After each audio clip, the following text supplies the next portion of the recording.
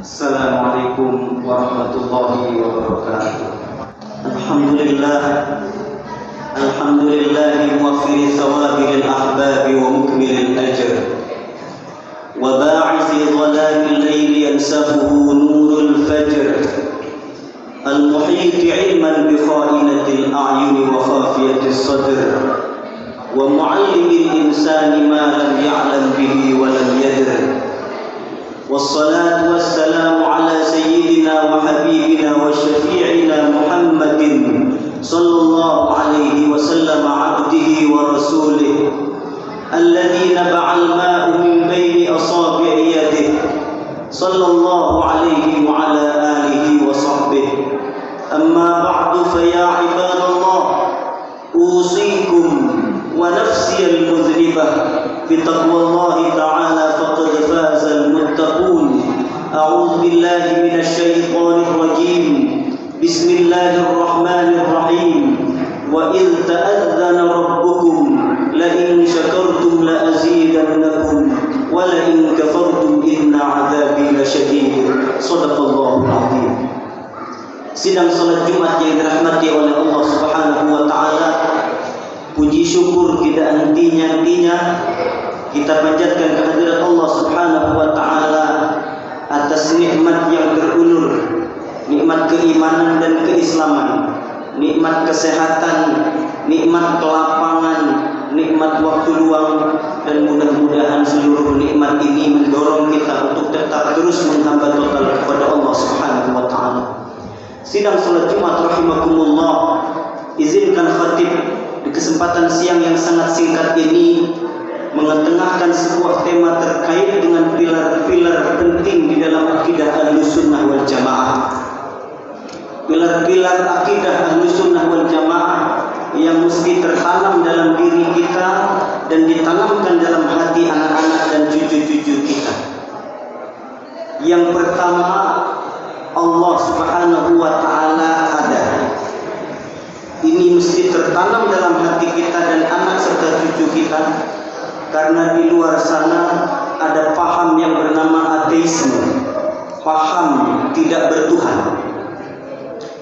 Sehingga ketika paham ini menjangkiti Indonesia dan menyusup sedikit demi sedikit ke negara kita Indonesia, kita anak-anak serta cucu-cucu kita sudah ditanamkan ini bahwa Allah Subhanahu wa taala ada. Karena merupakan fitrah manusia, setiap yang bernama manusia pasti mengakui bahwa Allah Subhanahu wa taala ada. Di dalam Al-Qur'an Allah Subhanahu wa taala berfirman dan berkata kepada kita semua sebelum kita dilahirkan, jauh sebelum kita dilahirkan, alastu bi rabbikum, bukankah aku ini Tuhan kalian? Dulu ketika kita sebelum dilahirkan dan jauh sebelum dilahirkan, kita semua menjawab qalu bala, betul, engkau adalah Tuhan kami. Di dalam hadis Rasulullah SAW bersabda, kullu mauludin yuladu 'alal fitrah fa abawahu yuhawwidanihi aw yunassiranihi aw yumajjisanihi. Setiap bayi yang dilahirkan terlahir dalam keadaan fitrah. Arti fitrah adalah suci. Arti suci adalah beriman kepada Allah Subhanahu wa taala, meyakini adanya Allah Subhanahu wa taala. Kemudian terlahir pengaruh orang tua yang sungguh luar biasa, yang mengalihkan dia yang tadinya beriman kepada Allah menjadi Nasrani, menjadi Majusi dan lain sebagainya. Maka pilar yang terpenting di dalam akidah Ahlussunnah wal Jamaah bahwa Allah Subhanahu wa taala ada. Ini mesti tertanam dalam hati kita masing-masing. Yang kedua, bahwa Allah besar, Allah satu. Ini pun mesti tertanam dalam hati kita dan hati anak-anak kita. Karena di luar sana ada agama yang meyakini bahwa Tuhan itu banyak. Dan ini mesti tertanam agar kondisi apapun yang menimpa kita tidak bisa digoyahkan oleh godaan apapun dari agama-agama lain yang menyatakan Tuhan banyak. Baik godaan itu berupa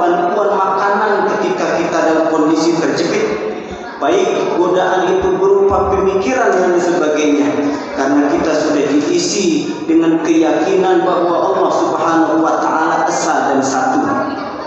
Dan ini termaktub di dalam Al-Quran.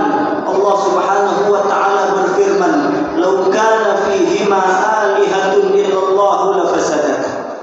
Andai di langit dan di bumi ini ada Tuhan-Tuhan selain Allah, maka dunia akan hancur, langit dan bumi akan rusak.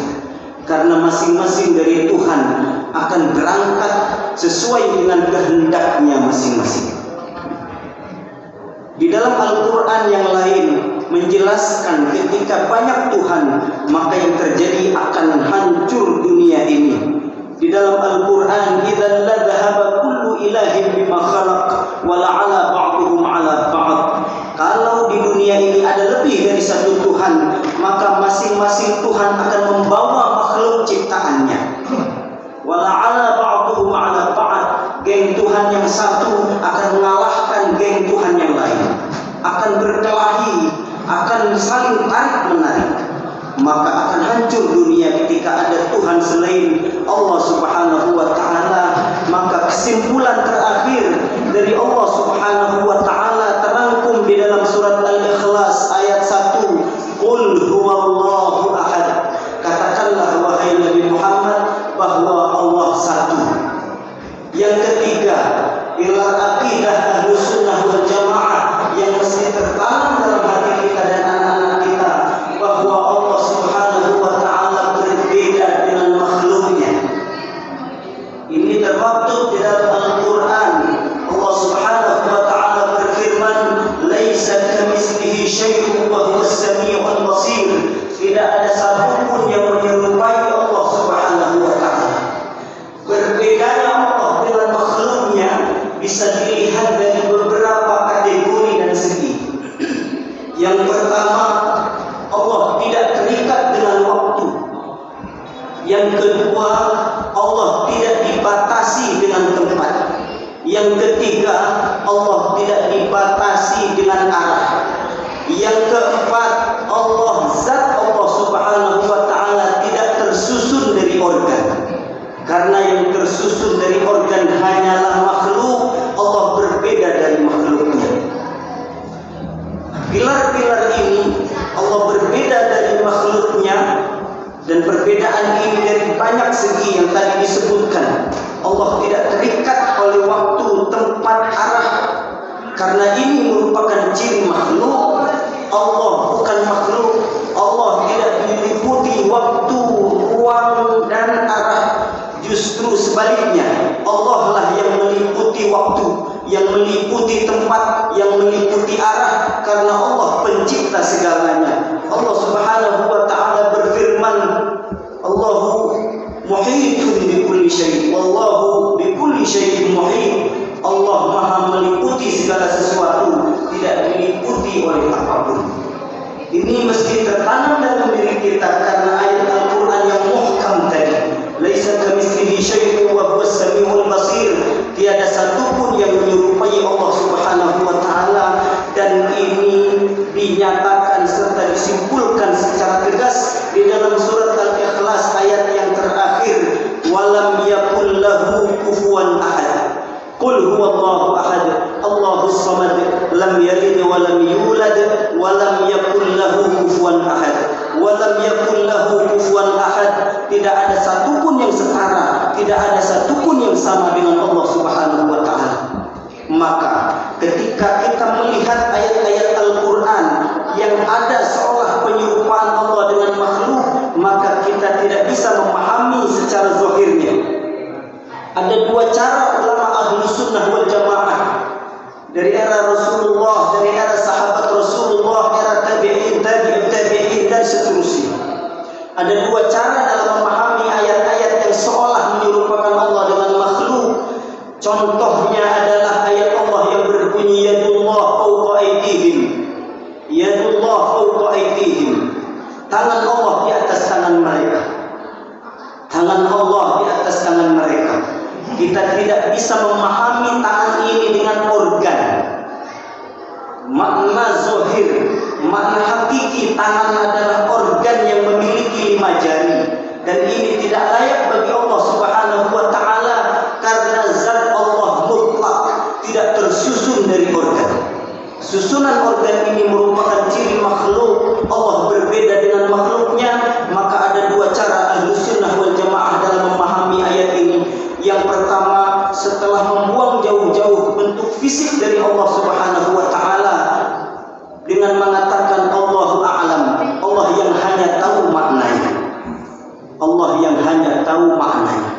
Bukan berarti ayat ini tidak memiliki makna. Ayat ini memiliki makna, tetapi makna hanya Allah Subhanahu wa taala yang mengetahui, kita tidak tahu. Berbeda antara tidak tahu dengan tidak ada. Kita mengatakan tidak tahu bukan berarti tidak ada makna. Ini yang perlu dipahami secara seksama oleh kita bersama. Yang kedua, dalam memahami ayat-ayat yang serupa seolah menyerupakan Allah dengan makhluk. Yang kedua adalah dengan cara memahaminya tidak seperti fisik, seperti tercantum, tetapi memahami dengan makna yang layak bagi Allah Subhanahu wa taala. Apa arti tangan Allah di atas tangan mereka? Arti tangan Allah di atas tangan mereka adalah kekuasaan Allah di atas kekuasaan mereka, yang jauh dari bentuk fisik Allah Subhanahu wa taala, karena Allah berbeda dengan makhluknya. Ini mesti tertanam dalam hati kita dan anak-anak serta cucu-cucu kita, karena di luar sana ada beberapa kelompok yang memfisikkan Allah Subhanahu wa taala, yang memvisualisasikan Allah Subhanahu wa taala, yang memaknai ayat-ayat yang demikian dengan makna fisik yang tidak layak bagi Allah Subhanahu wa taala. Contoh yang kedua, Allah Subhanahu wa taala berfirman, "Wa jaa'a rabbuka wal malaku saffan saffa." Telah datang Tuhanmu Allah Subhanahu wa taala. Telah datang Tuhanmu. Telah datang Allah. Apa makna datang? Makna datang adalah berpindah dari satu tempat ke tempat yang lain. Allah Subhanahu wa taala tidak dibatasi tempat. Maka tidak layak penyandaran tempat bagi Allah Subhanahu wa taala. Allah lah yang menciptakan tempat. Allah tidak berada di tempat. Dan ini mesti dipahami dengan apik, karena di luar sana ada yang menyerupakan Allah Subhanahu wa taala, yang memasukkan Allah Subhanahu wa taala dalam tempat yang sebenarnya tempat ini adalah ciptaan Allah Subhanahu wa taala. Maka Al-Imam Ahmad bin Hanbal, Al-Imam Ahmad bin Hanbal adalah ahli hadis, memiliki kitab hadis, kumpulan hadis Rasulullah dalam Musnad Ahmadnya. Beliau memaknai ayat ini waja'a rabbuk dengan waja'a sawabu rabbik. Telah datang Tuhanmu. Beliau maknai, Imam Ahmad bin Hanbal memaknai telah datang pahala Tuhanmu. Jauh sebelum beliau, sahabat Rasul Abdullah bin Abbas. Abdullah bin Abbas dijuluki turjumanul Quran, sahabat Rasul yang sangat paham Al-Quran Al-Karim. Ketika membaca ayat Al-Quran waja'a rabbuk, beliau memahami ayat ini waja'a amru rabbik, telah datang perkara Tuhanmu. Ini yang dipahami oleh ulama-ulama kita Ahlus Sunnah wal Jamaah. Mulai era sahabat Rasulullah, era tabi'in, era tabi'in tabi'in, dari seluruh bidang ilmu, baik ulama tafsir, ulama akidah, ulama hadis, ulama bahasa dan lain sebagainya. Inilah yang dipahami oleh ulama-ulama kita Ahlus Sunnah wal Jamaah. Allah berbeda dengan makhluknya, karena di luar sana ada yang mengatakan, kelompok yang mengatakan dan membisikkan Allah Subhanahu wa taala. Mudah-mudahan akidah kita Ahlus Sunnah wal Jamaah dijaga oleh Allah Subhanahu wa taala agar tetap lurus dan tetap ada dalam hati kita dan hati anak-anak serta cucu-cucu kita. Ini mungkin yang dapat disampaikan di kesempatan kali ini. Mudah-mudahan bermanfaat bagi kita semua. Pilar-pilar penting akidah kita Ahlus Sunnah wal Jamaah. Yang pertama, Allah ada. Yang kedua, Allah esa. Yang ketiga, Allah berbeda dengan makhluknya, berbeda dari berbagai macam sisi. Allah tidak dibatasi tempat, Allah tidak dibatasi waktu, Allah tidak dibatasi arah, Allah tidak tersusun dari organ. Karena semua ini ciri makhluk. Allah berbeda dengan makhluknya. ليس كمثله شيء وهو السميع البصير ولم يكن له كفوا أحد. بارك الله لي ولكم في القرآن العظيم ونفعني وإياكم بما فيه من الآيات والذكر الحكيم وتقبل مني ومنكم تلاوته إنه هو الغفور الرحيم. اللهم صل على سيدنا محمد وعلى آل سيدنا محمد. الحمد لله الذي خلق آدم من طين وجعل نسله من سلالة من ماء مهين نحمده سبحانه حمد أوليائه المتقين والصلاة والسلام على سيدنا وحبيبنا وشفيعنا محمد وعلى آله وصحبه والتابعين. أما بعد فيا عباد الله أوصيكم وإياي بتقوى الله تعالى فقد فاز المتقون. إن الله وملائكته يصلون على النبي يا أيها الذين آمنوا صلوا عليه وسلموا تسليما. اللهم صل على سيدنا محمد في الأولين والآخرين وصل ورضي الله تبارك وتعالى عن كل صحابة سيدنا رسول الله أجمعين. الحمد لله رب العالمين حمدا يوافي نعمه ويكافئ مزيده. يا ربنا لك الحمد كما ينبغي لجلال وجهك الكريم وعظيم سلطانك. اللهم إنا نسألك رضاك والجنة ونعوذ بك من سخطك والنار. اللهم إنا نسألك فرجا قريبا وصبرا جميلا ورزقا واسعا مباركا. اللهم إنا نسألك العافية من كل بلية ونسألك تمام العافية ونسألك دوام العافية.